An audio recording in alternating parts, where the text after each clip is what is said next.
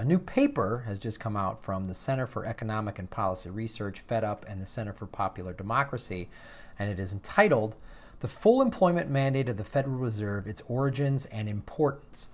And what this is about is, actually, it was a big aspect of civil rights. The civil rights movement was full employment equals freedom. That was a big part. They would carry signs, civil rights plus full employment equals freedom.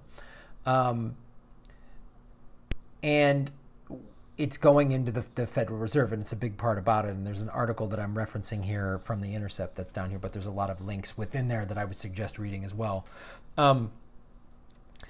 So basically, as many of you know, but just to give a cursory knowledge of the Federal Reserve, what the Fed does, they set short-term interest rates. So when, let's say,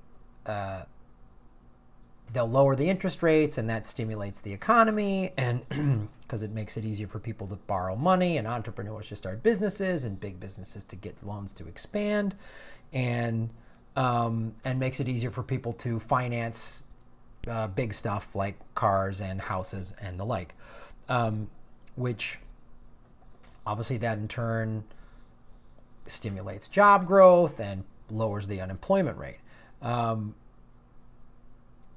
But here's what that does. It puts the power in the hands of the employee, not the employer. So the 1% of the population, the 1%ers actually own and operate everything. They do not want full employment, right? Here's a quote from an Ohio business owner who's feeling pressure to raise wages to attract workers. He recently said this in the New York Times. "I sometimes wish there was actually a higher unemployment rate."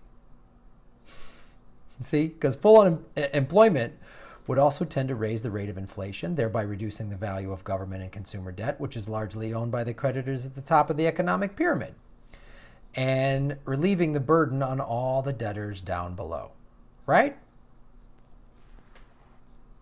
So the Fed is in the center of all American politics, but they have deliberately kept it invisible. There's a term I've just learned called social silence, and this is what they want you to do. You notice how many people sit around and talk about the Fed. You have a conversation with your friends and family about the Fed? No, but you have conversations about, oh, I need a new job, or my boss sucks, or I need whatever, right? So that's how that works. So here's how Gillian Tett, the U.S. managing editor of Financial Times, describes social silence. "The way that an elite typically stays in power in almost any society is not simply by controlling the means of production, i.e. wealth, but by shaping the discourse or the cognitive map that a society uses to describe the world around it. And what matters most in relation to that map is not just what is discussed in public, but what is not discussed, because those topics are considered boring, irrelevant, taboo, or just unthinkable." Or, as French anthropologist Pierre Bourdieu wrote, "The most successful ideological effects are those which have no need of words but ask no more than a complicit silence." So the Federal Reserve, in other words, the Federal Reserve isn't discussed all over the place and people having discussion groups online and talking about it over lunch because people don't want to. It's because the Federal Reserve made it happen. They scrub it from social consciousness, and now they use the media and social media and everything else like that. So because they don't want people looking at the Federal Reserve and going, wait a minute, huh? What did they do? So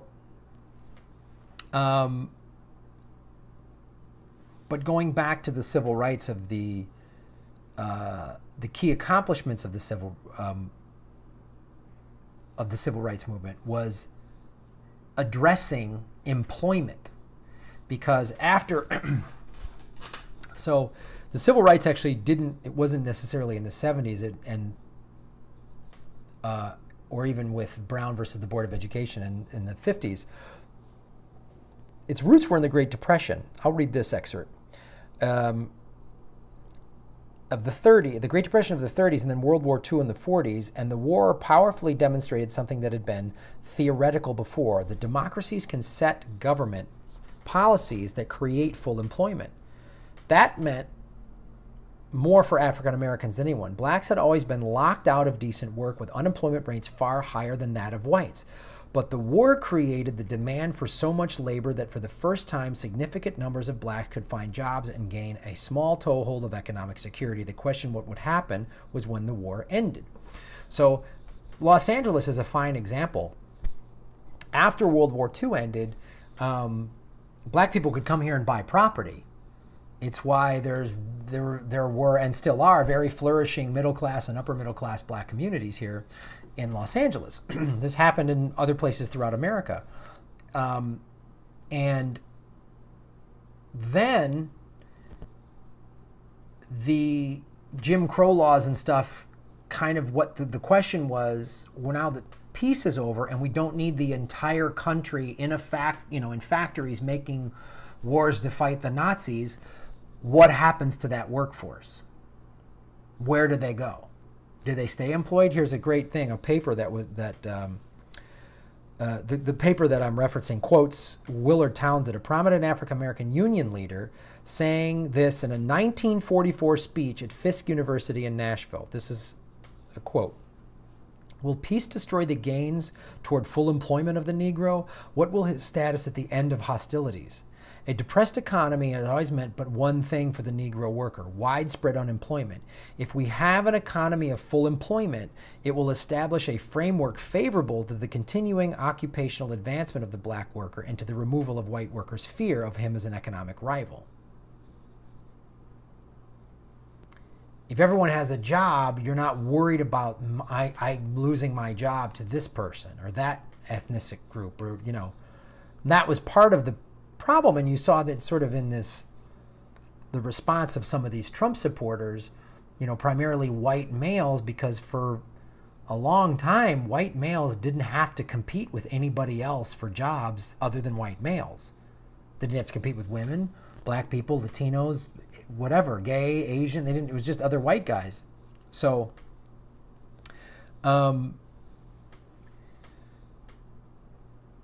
so this shows us how the Fed and how full employment is part of civil rights. And I've talked about this numerous times on this show.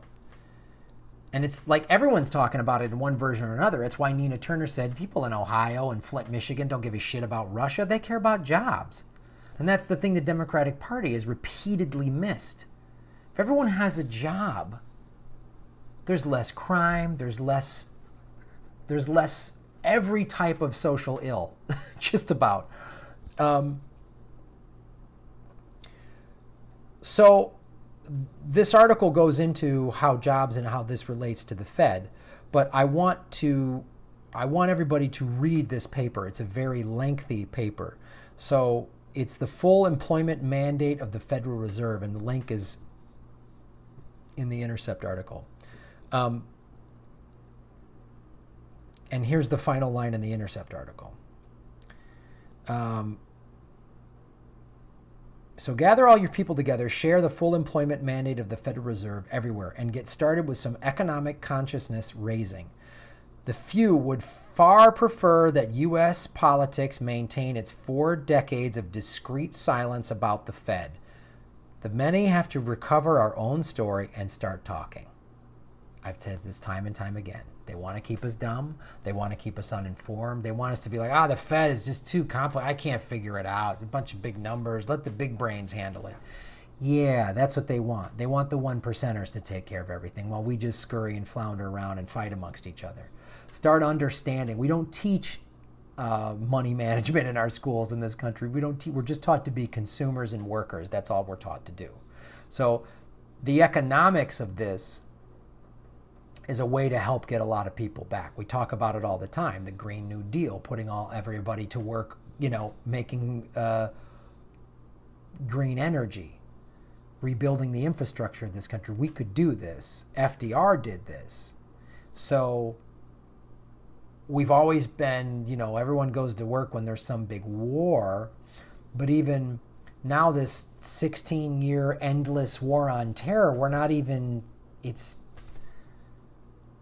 hasn't boosted. I mean, it's boosted the economy for certain people in certain sections of business, but this is important stuff, and this is why we need to pay attention, right?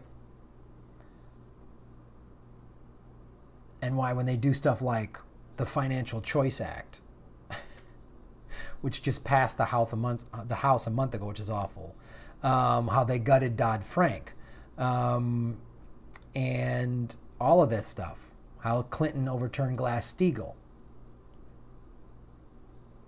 We got to start paying attention, start asking these questions. They're banking on us not asking questions. They're banking on us getting distracted with Russia. Another reason why Russia. They're banking on us going, oh, those rockets to Syria are beautiful, like Brian Williams said, rather than why are we spending this money when we should be fixing everything here? Anytime anybody's just come back and go, why can't we fix? Why is there people getting neurological damage in Flint, Michigan? Why is the Dakota Access Pipeline already leaked 3 times?